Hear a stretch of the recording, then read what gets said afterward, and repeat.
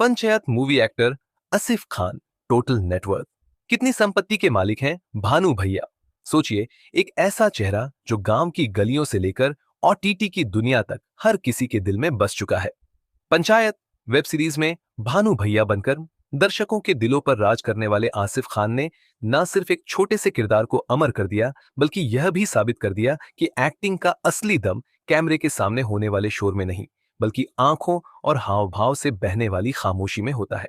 लेकिन एक सवाल जो अब हर किसी के जहन में घूम रहा है, वो ये कि आसिफ खान असल जिंदगी में कितने बड़े स्टार हैं।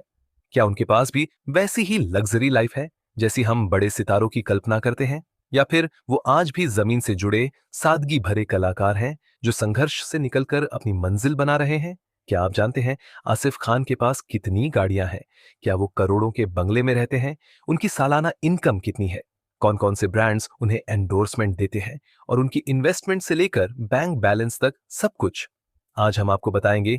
पंचायत के भानु भैया यानी आसिफ खान की ए टू जी नेटवर्थ डिटेल्स, जिसमें होंगे उनके पास मौजूद रियल एस्टेट, गाड़ियां, बैंक बैलेंस, ब्रांड एंडोर्समेंट, फिल्मों से कमाई, ओटीटी प्रोजेक्ट्स की फीस, बिजनेस इन्वेस्टमेंट्स, लाइफस्टाइल और फाइनेंशियल हैबिट्स तक।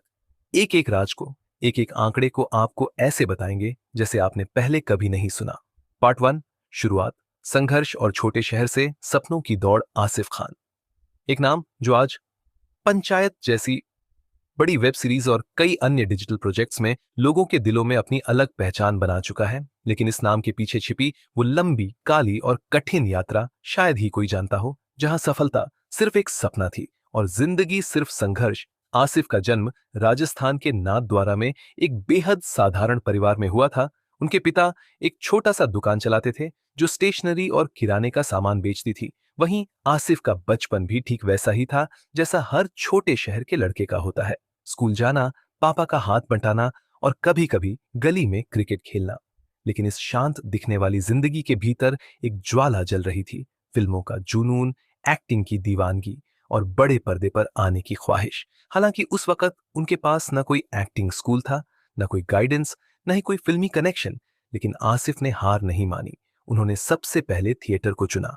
नाथद्वारा और उदयपुर के लोकल थिएटर ग्रुप्स में हिस्सा लेना शुरू किया।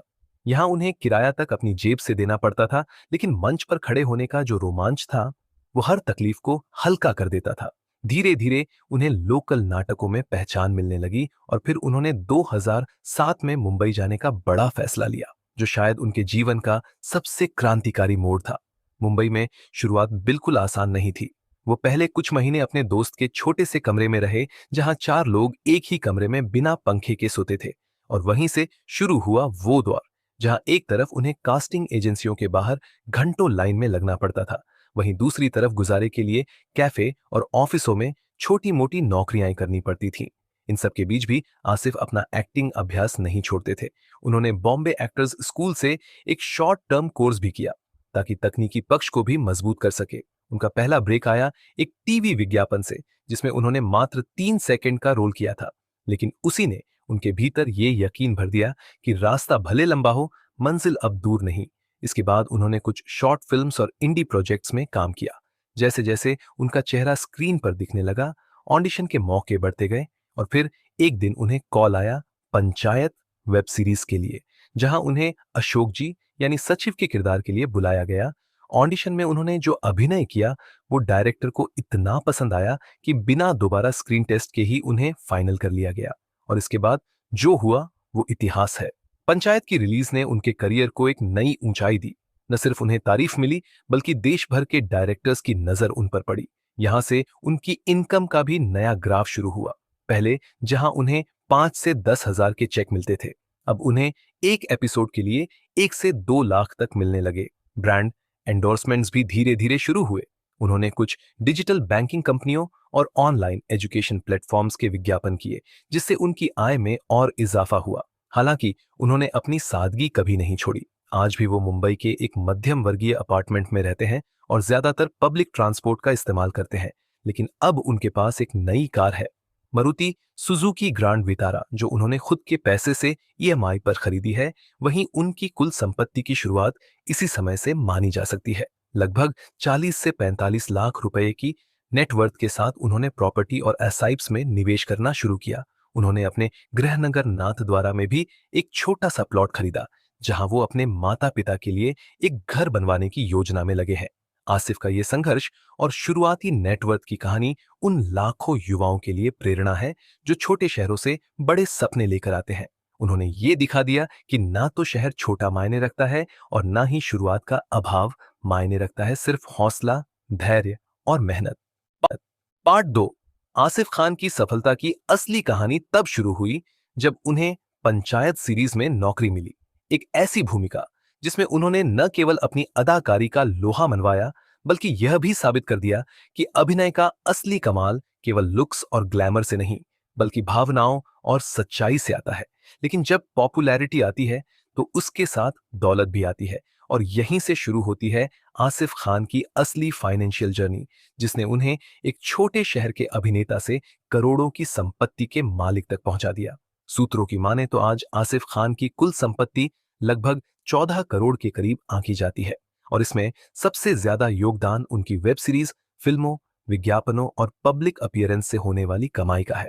शुरुआत में उन्हें प्रति एपिसोड 50,000 से 1 लाख के बीच भुगतान किया गया था, लेकिन जैसे जैसे उनका कद बढ़ता गया, उनके रेट्स भी बढ़ते चले गए। आज अगर किसी ब्रांड को उनसे एक इंस्टाग्राम प्रमोशन करवाना हो तो उन्हें 2 से 3 लाख रुपए का भुगतान करना पड़ता है। सिर्फ सोशल मीडिया से ही वे हर महीने 10 से 12 लाख तक कमा लेते हैं।